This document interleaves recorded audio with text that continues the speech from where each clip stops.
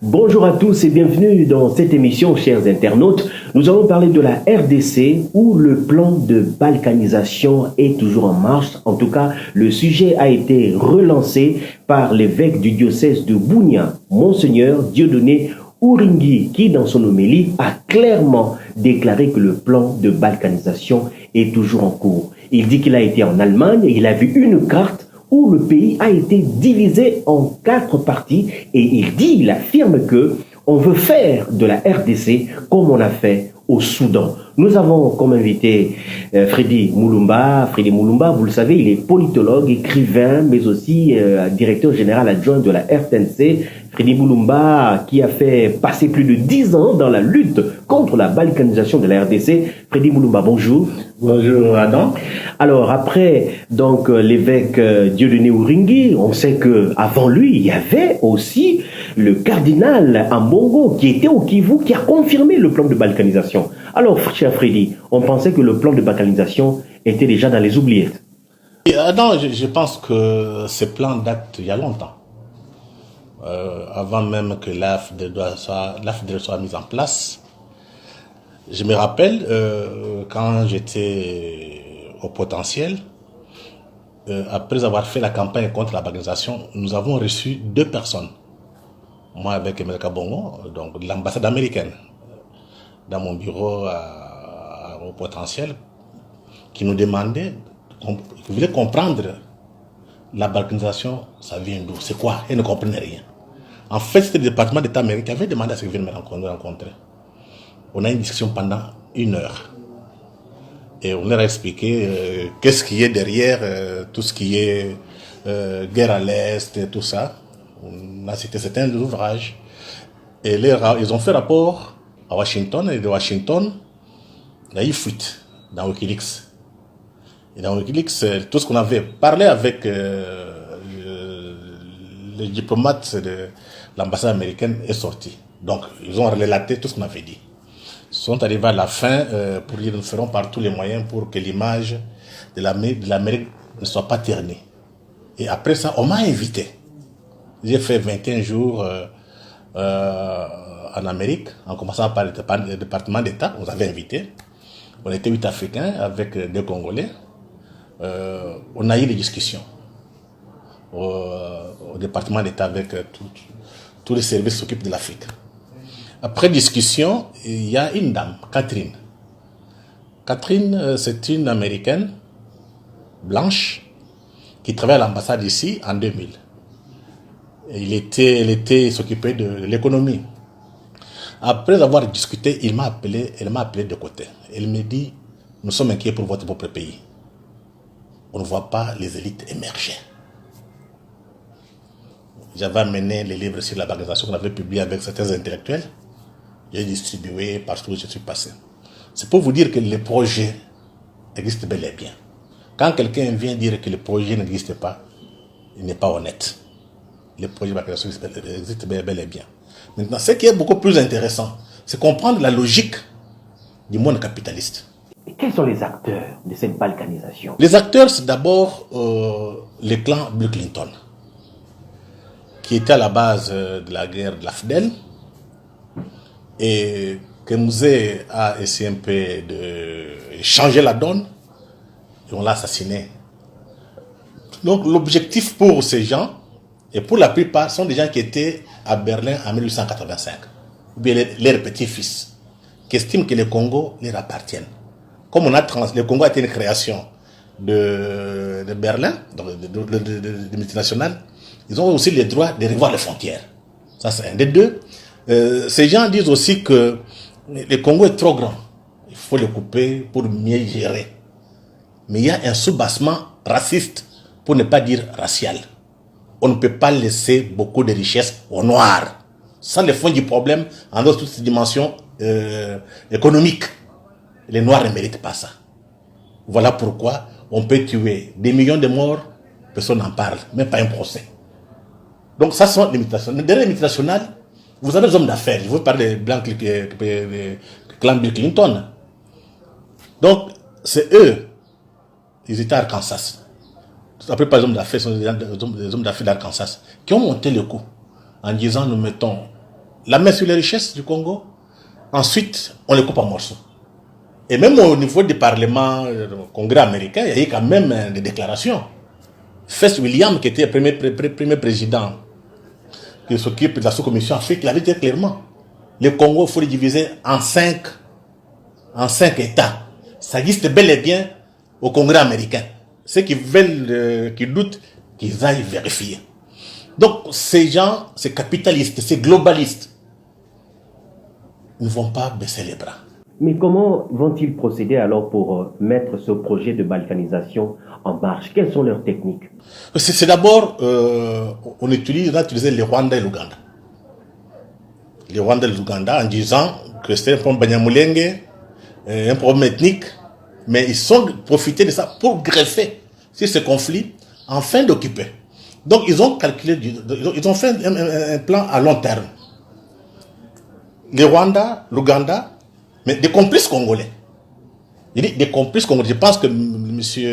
l'évêque a dit très clairement. Il y a des gens qui sont à Kinshasa, qui ont déjà pris contact, donc parmi les dirigeants congolais, qui ont pris contact pour combattre le pays. Il les connaît.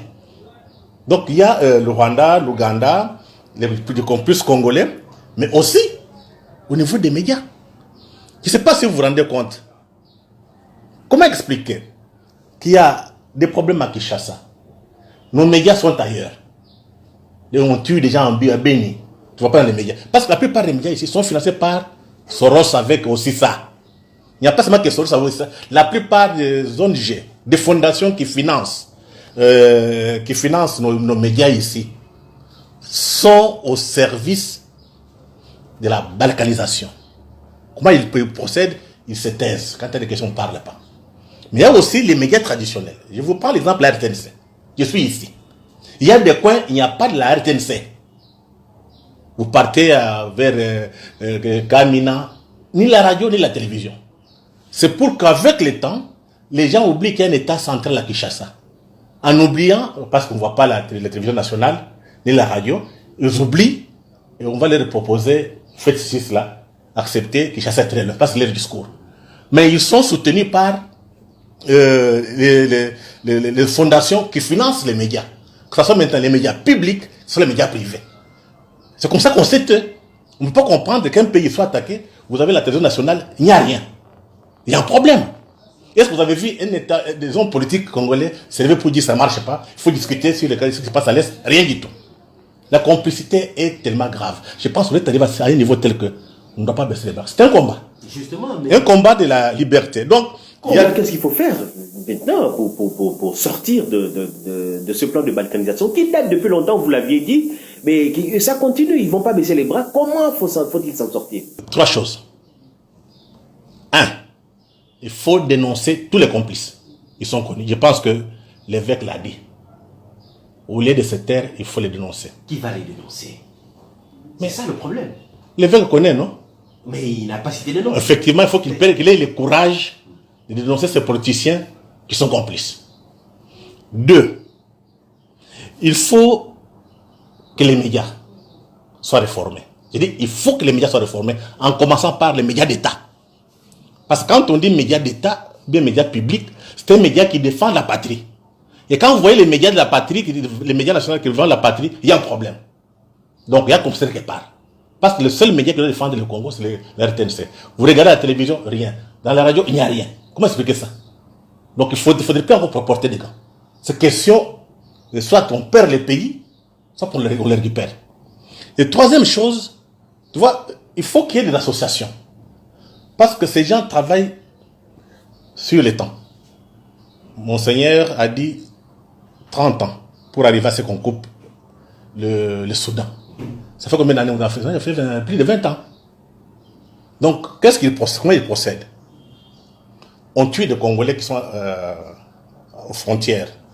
Les Congolais fuient au Kivu, en Ituri.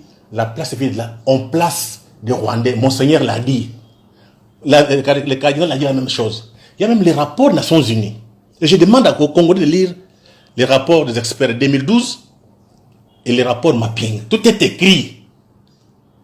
Une question. Pourquoi à Kinshasa, les hommes politiques se taisent? Si les hommes politiques se taisent, ils sont complices. Voilà pourquoi il faut maintenant créer des associations qui ont pour objectif de sauver la patrie, de lutter contre la banalisation. Donc, quand il y a des associations, des jeunes gens qui peuvent même, ça peut même pas dire pendant 10 ans, 20 ans, parce que l'occidental, les capitalistes ne comprennent que les rapports de force. Si vous n'êtes pas organisé, il ne viendra pas travailler à votre place. Donc, c'est ces associations qui vont mobiliser le peuple. Et quatrième élément, l'armée. Il faut nettoyer. On est tellement infiltré. Et qu'on ait le courage. La liberté a un prix. Moussa Kabila a été assassiné parce qu'il n'a pas voulu accepter n'importe quoi. Lumumba a été assassiné. Donc il ne faudrait pas qu'il y ait encore des gens qui doivent mourir. Ce signifie qu'il faut protéger nos élites. Il faut mobiliser le peuple et notre armée. Là, l'indépendance, on ne donne pas gratuitement. Donc c'est notre travail en tant qu'intellectuel, en tant que citoyen. Et c'est tous les médias. Il faut créer de nouveaux médias. Ça signifie que des médias qui ne sont pas financés par l'Occident. Parce que les gens qui reçoivent l'argent de l'Occident sont corrompus. C'était pas marcher des mots. Tous ces petits médias que vous avez là, qui sont dans l'histoire, dans le sexe, Mokuna, c'est une diversion. Aujourd'hui, on vient de parler, ce que Monseigneur a parlé. Regardez dans les médias, les réseaux sociaux, qui en parle? Donc, tous les réseaux sociaux, c'est une diversion. Donc, il faut créer des médias alternatifs. Et pour cela, il faut le sacrifice. Mais, dernière question. Il y a des gens qui lient le projet de balkanisation à un pouvoir, à un régime. Or, en vous entendant parler, c'est un projet qui dure dans le temps. Donc, ça ne dépend pas d'un individu qui arrive au pouvoir ou d'un président quelconque. Non, je pense que la difficulté pour les Congolais, c'est quoi? On est dans les sentiments. On est faible. Le projet a été monté en 1994 par les Américains. On avait demandé à qui? Ils ont dit, nous voulons couper le Congo. Quelle que soit la personne. Donc, si vous ne mobilisez pas la population, il n'y aura rien. Donc, qu'on ne puisse pas parler des individus. Parce que ce discours-là est tenu par nos ennemis. Ils tiennent ce discours pour nous diviser. Donc, il faut qu'on soit très prudent. Qu'on soit très prudent. On tient ce discours pour diviser. Donc, il ne faut pas les écouter. Notre problème, mobiliser notre peuple. Notre armée doit être debout. Et nos intellectuels aussi. Les intellectuels, beaucoup sont corrompus. Ils sont où? Ils sont où? Ce sont des gens que les Blancs ont fabriqués, formés, pour soutenir leur propre projet. Par contre, ce sont ces intellectuels-là qui vont aller avec les Occidentaux pour balkaniser. Un exemple. Nous, on a écrit un livre sur la balkanisation avec un intellectuel congolais, professeur au Canada. Le même professeur a été récupéré par Kagame. Il a écrit un livre intitulé Du paradoxe congolais au miracle rwandais. Oui, il montre à Kinshasa, il n'y a rien. Donc il a trahi. Ce sont des traîtres. Et pour cela, il faut que la jeunesse comprenne. C'est pour la jeunesse. Hein. D'ici 20 ans, 30 ans, ceux qui ont 20 ans auront 50 ans. Ils seront dans quel état? Mais aussi interpeller ceux qui disent politique. On va laisser notre pays dans quelles conditions?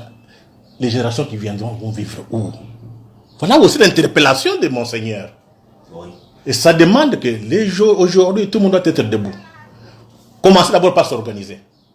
On parle en désordre. S'il y a plusieurs associations, avec comme objectif, non à la banalisation. Parce que la plupart des associations qu'on a sont financées par les ONG internationales. Au Filimbi, il y a encore ce soir de Lucha. C'est pour nous embrouiller. Comme les enfants n'ont pas le sens de l'histoire, on les manipule. Donc on ne porte plus des gants. C'est question de vie ou de mort. Merci beaucoup, merci. Nous retiendrons dans ce que l'évêque a dit. Il a dit, si nous ne faisons pas attention, nous allons être esclaves dans notre propre pays. Une phrase que vous avez l'habitude de répéter d'ailleurs. Disons merci à tous ceux qui nous suivent et merci à vos remarques, à vos suggestions, à vos encouragements aussi. Au revoir et à la prochaine. Nabiso Congolais, car on sait